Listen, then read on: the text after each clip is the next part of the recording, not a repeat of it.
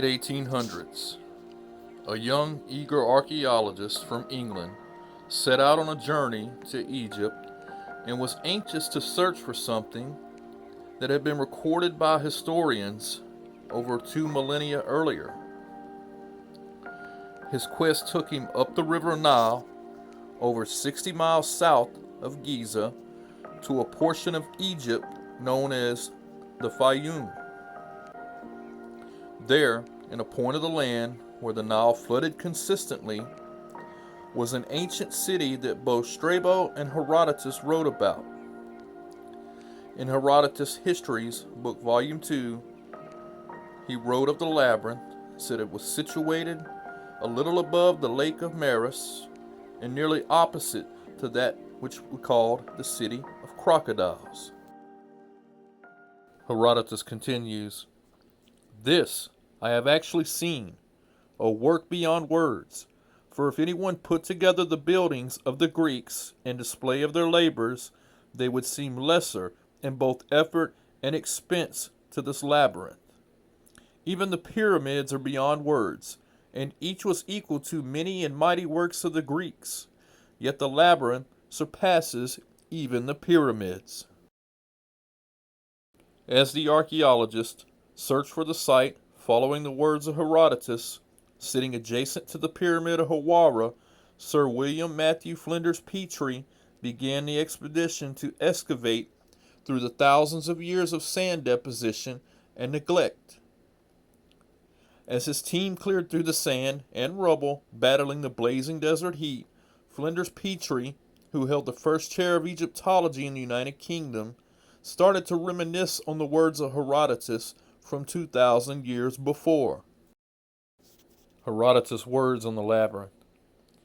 "It has 12 courts covered in, with gates facing one another, 6 upon the north side and 6 upon the south, joining on one another, and the stone wall surrounds them all outside, and there are in 2 kinds of chambers, the one kind below ground and the other above ground, 3,000 in number, of each kind 1,500.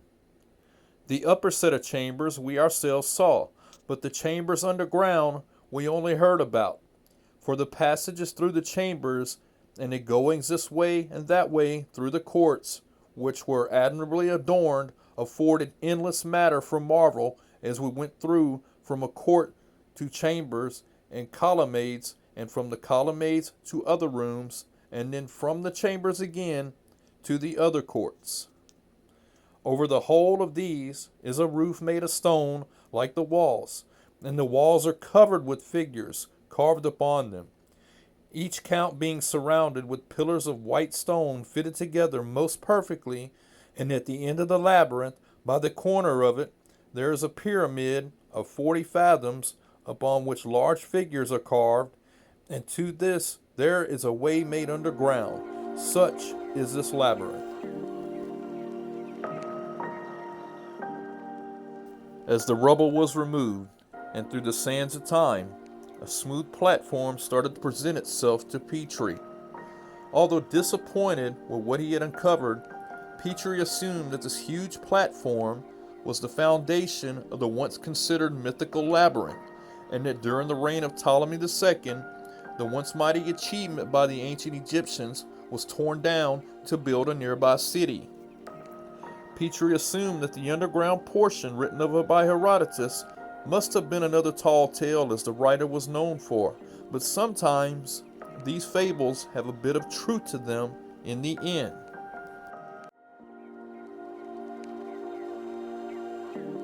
Thousands of miles away, on the nation continent of Australia, something said to have been discovered in the 1980s started to gain fame in the 1990s. Known as the Gosford glyphs, situated on a rock face in Cairns, Australia, are the carvings that should not be where they are, according to modern academia, and are a hoax constructed in the 1970s. These carvings are in a form of ancient Egyptian hieroglyphs, and despite what's said on the corrupt site of Wikipedia, there may be cause to revisit their assessment. Why, yes, some of these carvings such as the engraving of Anubis, the Egyptian half-man, half-jackal, and guardian of the dead. While this very well may be a modern carving, in the inscriptions are a few things that say otherwise.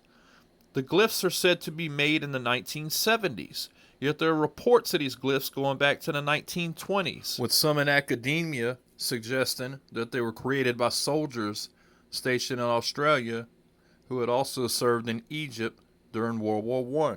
Now, while this does add even more questions as to how did these soldiers know to read and write ancient Egyptian hieroglyphs, despite what you see on establishment sites and the results that Google wants to show you about the glyphs, there are holes in the narrative that they want you to believe.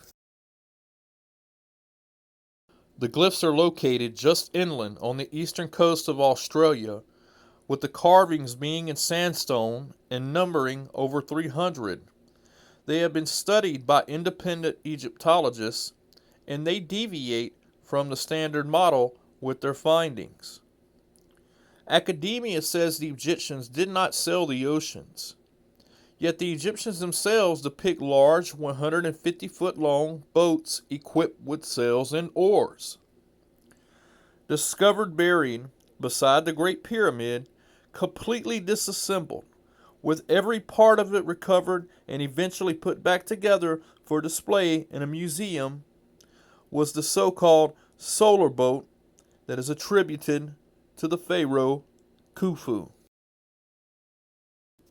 The two Egyptologists, when studying the Gosford glyphs, they had not seen the glyphs before their assessment, so they went into it with an open mind. They noticed that some of the glyphs were unique, and knowing that the Egyptians' hieroglyphs evolved over time, and realized that this was a way to date the glyphs based on the style of carvings themselves.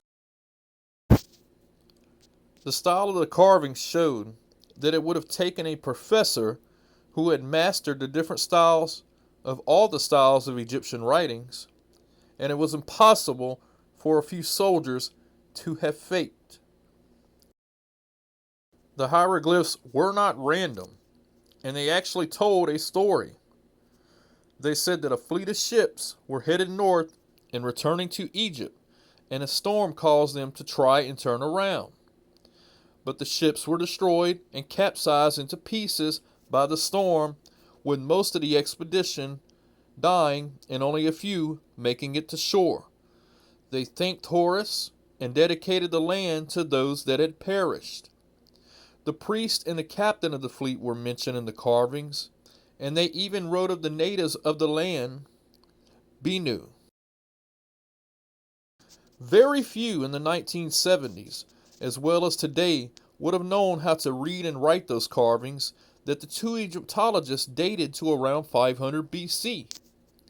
Would have taken someone who mastered the evolving styles of Egyptian hieroglyphs, and one of the glyphs was found drawn in the same style of a hieroglyph in the Karnak temple, while disproving was promoted in mainstream academia, and some of the glyphs were not known or deciphered until 2010, years after discovery of the Gosford glyphs. The solar boat of Khufu that was put back together and that's set in the Egyptian museum is said by Egyptologists to have used only as a ritual boat for the afterlife for Khufu, or it may have been a funerary barge on the Nile River. Yet as it's set in the museum hoisted up in the air, the front portion of the bottom of the boat showed signs of damage from impacting solid corals, which is a common feature of boats that are ocean going and set sail on the seas.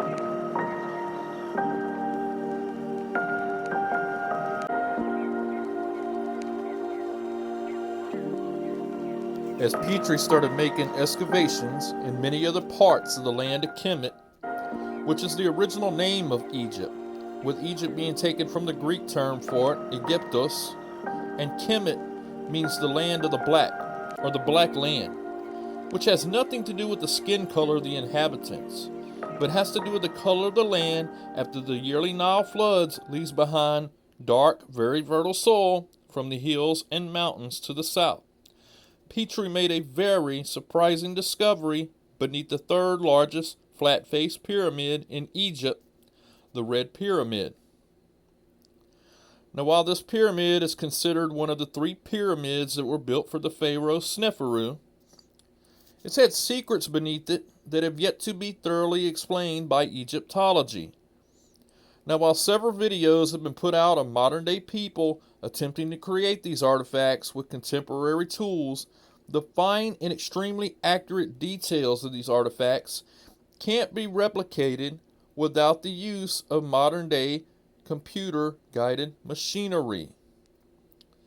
Petrie discovered tens of thousands of bowls and vases and other artifacts, many broken into pieces, but the fine, meticulous fingerprints of expert craftsmanship still remain, and this were able to tell us a story.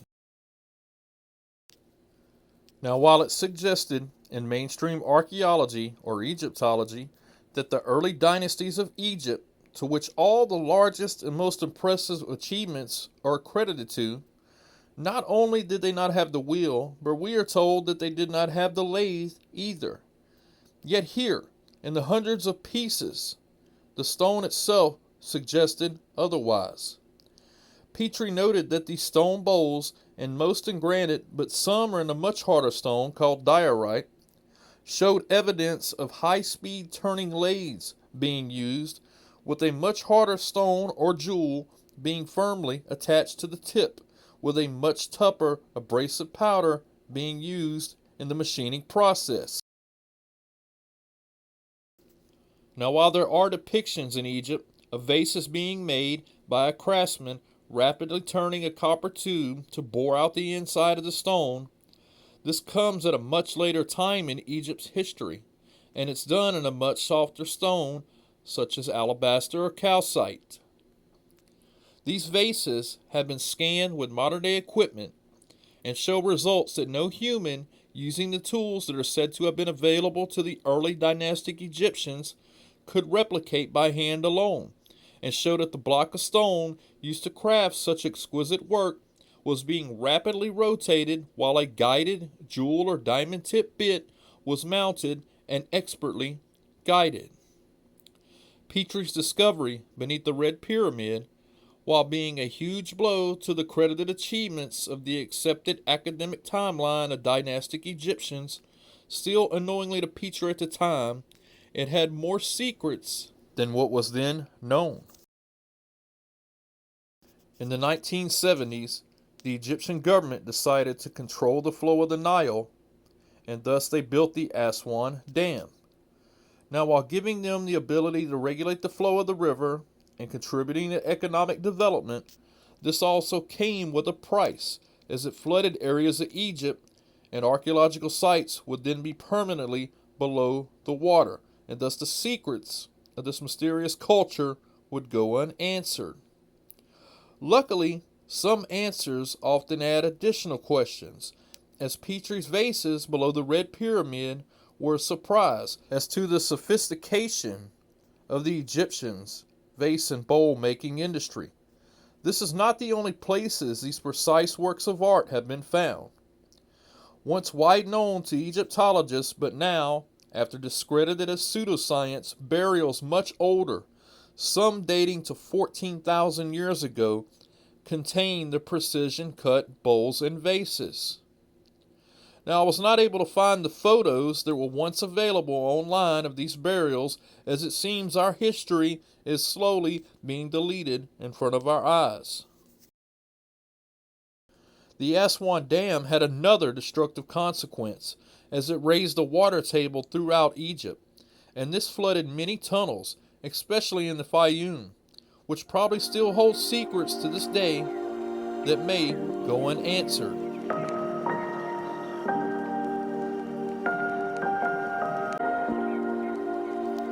Petrie discovered drill cores in the red Aswan granite, some of them massive in size throughout the ancient land. These cores appear in the top and bottom doorways of entrances to many buildings in Egypt, and acting as hinges for massive doors that were probably quarried by the later occupants many years ago. Some of these cores, Petrie noted, were over 18 inches across, with the evidence of tool marks still evident today. Petrie said this suggested that the jewel or diamond encrusted drill that was used was under tons of pressure, with the spiraling drill mark indicating a feed rate, as evident on an extracted core that Petrie found that's on display today in the Petrie Museum. The future of Egyptology. Flinders Petrie also excavated the site located below ground and sitting offset from the temple of Seti above it, the Oserion. This below-ground structure has enormous 50-ton granite blocks as pillars that once held up the roof, which has been quarried away and not present today, but several of these multi-ton blocks still sit on top of pillars and are locked into place by an elaborate style of construction. There are stairs here that lead down into water that, regardless if pumped out, will return to a steady height. The structure is built into the ground with deep rectangular pools on each side going down nearly 70 feet into the water. As in the case with most of these megalithic sites in Egypt, such as the Sphinx and Valley temples in Giza, no hieroglyphs or carvings are present in these ancient structures. And another feature that's observable with these structures is the fact that finishing works, such as flattening the granite or polishing, had suddenly stopped or left abandoned right towards the work's end. This is observable in the Oserion in a corner of the structure that actually still has the roof on it intact. Scientists were curious what was causing the water in the Oserion to slowly rise back up after draining, and the risen water table from the Aswan Dam wasn't the culprit. The findings showed that the water in the Oserion comes from a fossil Pleistocene aquifer that's below much of Egypt. The minerals in this water were a perfect mixture for consumption, and even though it doesn't look so today because of the algae growth and debris, the water from this ancient megalithic structure is some of the cleanest and most safe to drink water in Egypt. Was the structure designed with the knowledge of the clean water in mind? Egyptology dates the below-ground Oserion construction to the same time as the Temple of Seti, which sits awkwardly placed towards a corner above it.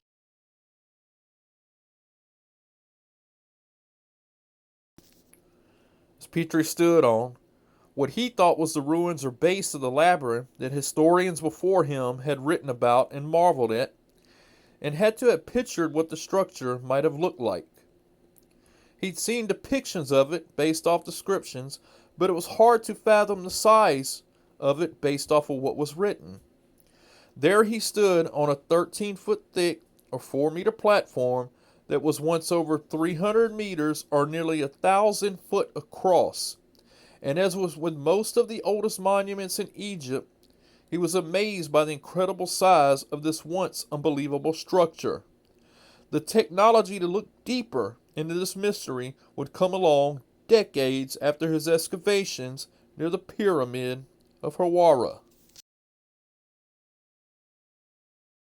In 2008, using ground-penetrating radar, the Madaha expedition, which was a collaboration between Egyptian authorities and the Ghent University of Belgium, and was funded by the contemporary artist Louis de Cordier, studied Petrie's site where he thought the labyrinth was. The results of this expedition clearly indicate the presence of grid-like and ordered structures deep beneath the sand and levels much deeper than Petrie ever excavated. In the results, it's clear that beneath what Petrie thought was the foundation lay the lower floor of the once written about or marveled at labyrinth, with results so clear that it's possible to make out many of the rooms that this great achievement of engineering had to offer. As one visits the Pyramid of Hawara and looks to its descending passageway today, you're met by the risen water table of the Aswan Dam, and thus lay the lower sections of the feat of engineering that is the lost but now found labyrinth of Egypt. Even though the Supreme Egyptian Ministry of Antiquities, who was headed by everyone's least favorite Egyptologist, Zawi Hawashol, a man that's the opposite of what Petrie stood for, even though they gave full permission to the team of researchers and full cooperation, they still to this day have yet to release the results and have no more plans to explore the findings and thus the monumental achievement that Herodotus once entered in and then wrote about. It lays drowning under the risen water table today.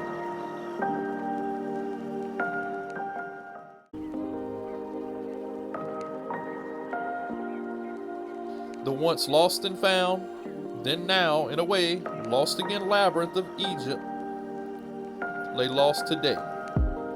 Lost, just like the answers to the questions that surround it and many other structures and artifacts that a young archaeologist from England discovered in the ancient land of Kemet, or Egypt. My name is MJ. Thank you for listening.